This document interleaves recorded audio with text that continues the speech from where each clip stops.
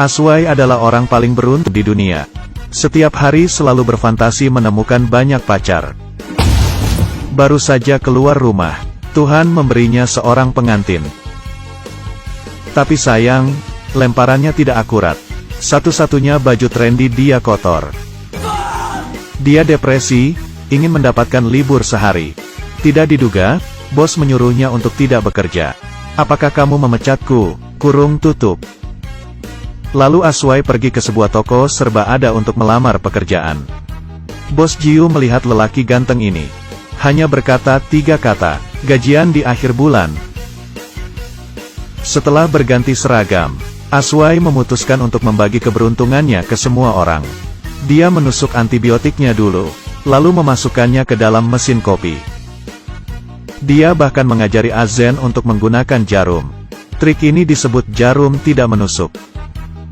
Tapi bisa dikatakan yang paling intim adalah waktu memanaskan sandwich secara artifisial. Sekarang tidak banyak staf yang baik. Tunggu aku sebentar melihat CCTV.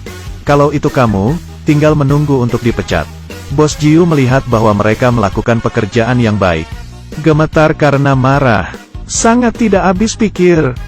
Lalu Jin Ye memasuki toko. Terlihat seperti bapak-bapak yang sudah pensiun. Ternyata dia adalah seorang perampok yang cepat dan kejam. Melihat bos Jiu menjadi bos Maru, semua orang ketakutan. Pada saat ini, tamu yang lebih berbahaya muncul. Aku hanya ingin membeli permen. Kurung tutup. Selamat datang. Baru saja datang sudah mau pergi. Jin Ye mengeluarkan tali sepanjang 40 meter untuk mengikat Xiaomei. Cuma mengikatmu, tidak perlu teriak terlalu keras. Menghadapi perilaku yang begitu kejam, para lelaki itu menundukkan kepala, mereka terangsang. Baru saja selesai menghadapi Xiaomei sebagai tamu. Kali ini seorang pria memakai jas masuk, menggunakan kacamata hitam di malam hari. Sekilas saja langsung tahu kalau dia adalah seorang karakter yang kejam.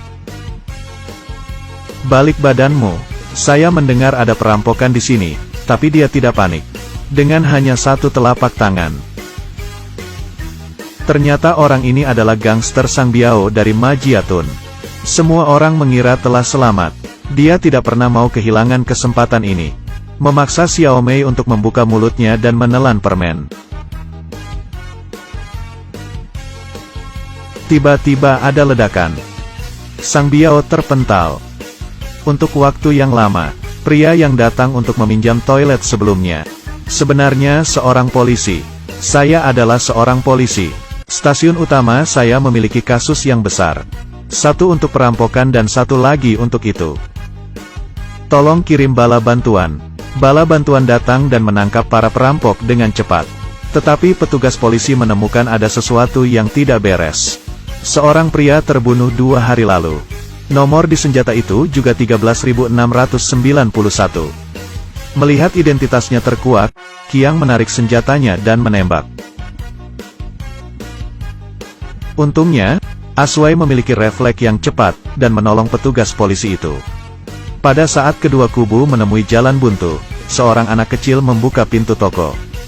Membunuh adalah membunuh, tetapi tidak cukup menakut-nakuti bunga-bunga di tanah air.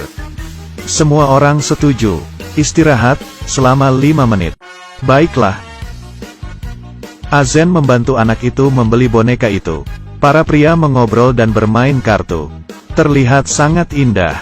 Sayang waktu berjalan terlalu cepat. Begitu anak itu pergi, semua orang kembali ke posisi semula. Jam di angka 12 kita mulai, oke. Sudah siap untuk menolak, tetapi dia tidak tahan melihat orang yang kuat. Maaf, saya mencuri waktu. Pria itu menceritakan ceritanya sambil meminum kopi, tanpa mengkedipkan matanya. Dia adalah petugas polisi yang menyamar, menderita kepribadian ganda karena terlalu banyak tekanan. Saya menembak rekan saya beberapa hari yang lalu. Sebelum cerita itu selesai, ada yang mengetuk pintu. Apakah ada orang? Aswai menyuruhnya untuk segera pergi. Siapa yang mengira kalau pria berkacamata itu harus mengantre mendapatkan nomor? Pistol itu langsung menyentuh dahi. Saat Qiang datang ke sini, obat pencahar di dalam kopi itu bekerja. Aku mau ke kamar mandi. Aku serahkan ini padamu. Tidak ada yang tahu pria berkacamata itu ke sini untuk membalas dendam ke masyarakat. Dia mengunci toko dan meminum ZJ. Meninggalkan semua orang saling memandang bom waktu. Jin Ye mengambil pistol untuk membunuh Qiang. Sayangnya tidak ada peluru dalam pistol itu. Qiang mendengar suara itu. Satu peluru mengenai Sang Biao. Pria itu mengucapkan 3 kata sambil menangis. Aku ditembak saat berbaring. Tidak ada waktu untuk berkabung, prioritas kita adalah untuk menghentikan bom ini. Tetapi gunting satu-satunya di toko itu hanya ada di leher bos. Aswai ada di dalam bahaya dan disuruh untuk memotong kabel itu dalam 2 detik. Masukkan lagi ke tempatnya, jika tidak bos akan mati kehabisan darah. Di saat kritis, dengarkan saja. Waktu di bom terhenti. Saya merasa sedikit sakit. Apakah itu bengkok? Semua orang menari dengan gembira. Untuk memuji Aswai, Qiang memutuskan untuk menjadi yang pertama membunuhnya.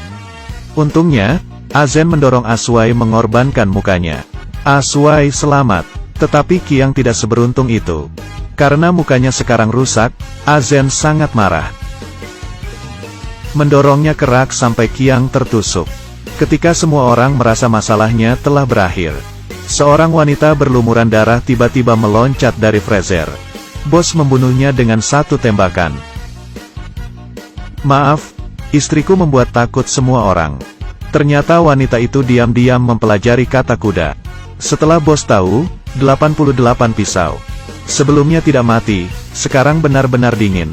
Kejahatannya telah terungkap, tidak ada yang dapat pergi hidup-hidup.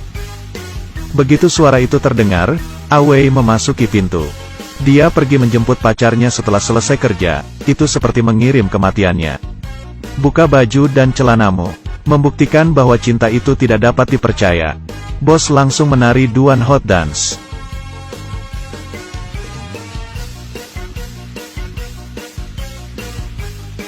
Sangat tidak terpikir. Azen langsung dalam bahaya. Dengan tembakan di kepala, Awei mati. Jin Ye yang selama ini hanya menonton mereka, memakai kesempatan itu. Membunuh bos dengan serangan diam-diam. Membunuh yang lainnya dengan 3 tembakan. Kemudian menanyakan pertanyaan yang susah dijelaskan. Bintang manakah yang paling terkenal? Aswai tidak banyak berpikir. Huazi. Jin Ye berkata, Huazi masih Huazi. Dan sekarang kamu sudah berubah dari anak kecil ke seorang paman. Dan tidak lama lagi, kamu akan menjadi satu. Sampah tetaplah sampah seumur hidup. Ini adalah fakta yang tidak akan berubah. Tetapi Aswai masih memiliki harapan. Aku ingin bertengkar dengan Jin Ye. Punya keberanian untuk berjudi sekali saja. Kamu boleh membunuhku, tapi itu membuktikan, nasibmu tidak sekeras aku. Kamu bukan pemilik hidupku. Untuk membuktikan dirinya lebih keras lagi. Jin Ye menerima judi itu. Bom itu meledak lalu Aswai muncul dari puing-puing bangunan. Tetapi saat dia melihat sekitarnya, dia sadar bahwa ini tidak sesimpel yang dia kira. Hidup kembali, tidak, orang-orang ini adalah Apiao. Toko serba ada yang terampok sebenarnya dibuat oleh mereka. Tujuannya adalah untuk mengembalikan orang mati. Tetapi sekarang Aswai sekarat, mereka tidak menyukainya. Saya tidak bisa menjadi manusia, dan saya dipandang rendah sebagai pengganti. Aswai berpikir dia hanya sebuah lelucon di hidup ini. Jadi dia membuat keputusan yang berani. Maaf, boleh saya melakukannya sendiri? Silahkan. Di akhir cerita Aswai berhasil mengembalikan matahari. Mulai dari awal, film ini tidak masuk akal dan lucu. Titik balik terakhir bisa dikatakan sebagai pukulan ajaib. Judul Laoli artinya adalah perampokan dalam bahasa Kanton. Tentunya ini tidak hanya mengacu pada perampokan di dalam supermarket. Artinya lebih dalam lagi, perampokan kehidupan. Waktu dirampok, warna dirampok, kehidupan yang dirampok. Hal paling menyedihkan adalah, jika Anda tidak bekerja keras di hidup Anda. Bahkan hantu pun menolak menerimanya. Baiklah, saya Sia. Sekian cerita untuk hari ini. Sedikit cinta. Kita akan lanjutkan di episode berikutnya.